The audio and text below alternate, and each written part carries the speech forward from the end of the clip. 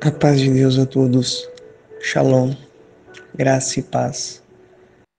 Espero que todos estejam bem. Uma excelente segunda-feira a todos e uma ótima semana. Te convido nesse exato momento a degustarmos do nosso pão diário, da palavra de Deus. Quando debruçamos nas Escrituras e nos perguntamos sobre a história de mulheres, muitos se recordam de Ana, mulheres como Sara, como Maria. Porém, dentre tantas, algumas têm passagens curtas, mas com histórias extraordinárias que nos traz lições e ensinamentos espetaculares.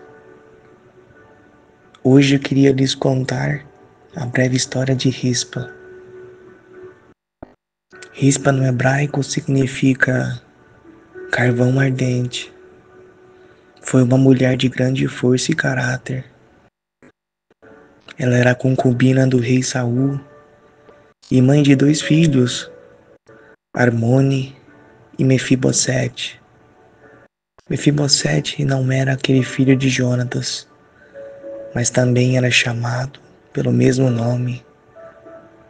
Sua história aparece brevemente nas Escrituras, mas é específico em 2 Samuel, capítulo 3 e também no capítulo 21.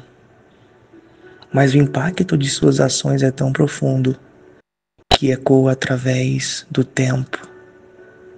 Sua vida foi marcada por um amor incondicional e um compromisso irredutível com sua família, fazendo dela uma figura de fé, coragem e sacrifício. O contexto histórico de Rispa é um período de grande turbulência em Israel. Após a morte do rei Saul, Davi assume o trono, mas a transição do seu reinado não foi fácil. Foi totalmente difícil e sangrenta. Davi teve de enfrentar batalhas para consolidar o seu domínio. E em meio à instabilidade política, a terra de Israel sofreu uma fome que perdurou por 3 anos consecutivos. Ao buscar a orientação de Deus, Davi foi informado que a fome era consequência do pecado de Saul contra os gibeonitas. Ao tentar exterminá-los, quebrando o juramento de paz feito por Josué, como reparação, Davi foi instruído a entregar 7 descendentes de Saul aos gibeonitas para serem mortos.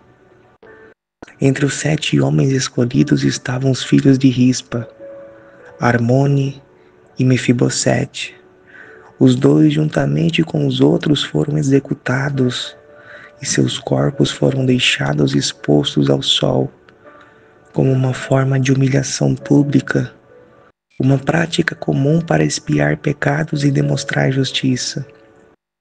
E foi nesse cenário de grande sofrimento e desonra que o nome de Rispa se destacou. Rispa, em um ato histórico e profundamente comovente, não aceitou a humilhação silenciosa. Ela se posicionou ao lado dos corpos de seus filhos e permaneceu lá por 6 meses, impedindo que aves de rapina e animais selvagens derrotassem seus corpos. Ela espalhou um manto sobre os seus corpos e protegeu com fervorosa vigilância de uma mãe que mesmo com a dor não se rendia à indignidade. Sua ação não foi apenas uma demonstração de amor maternal, mas também uma expressão de justiça, pois ela não queria que seus filhos fossem tratados com desrespeito após a morte. Isso foi um ato de resistência, um grito silencioso de honra e dignidade. Quando o rei Davi soube que Rispa havia feito, ele profundamente se sentiu tocado por Deus. Em resposta ao seu gesto, providenciou um sepultamento digno para todos os 7 homens. Rispa, com seu sacrifício e perseverança, teve impacto direto, não apenas na dignidade de seus filhos, mas também na restauração de Israel. Quando a terra de Israel finalmente recebeu a chuva após o sepultamento, a paz e a benção de Deus foram restauradas naquele lugar. Isso mostrou que Deus usou a fé e o sacrifício de uma mulher para trazer uma transformação espiritual e material para o povo de Deus. Rispa nos ensina sobre o valor da fidelidade, da coragem do sacrifício. Ela foi incansável em sua missão, sem ceder ao desespero, sem se afastar de seus filhos. Mesmo quando estavam mortos, sua história nos desafia a sermos igualmente incansáveis em nossa fé, a proteger a honra de nossos entes queridos e amigos e a nunca desistir mesmo diante das maiorias que são grandes adversidades. Ao final, como Davi, que reconheceu o sacrifício de Rispa, Deus traz restauração para Israel. Deus, em sua misericórdia, pode nos conceder a benção e restauração, trazendo vida onde parece haver somente morte.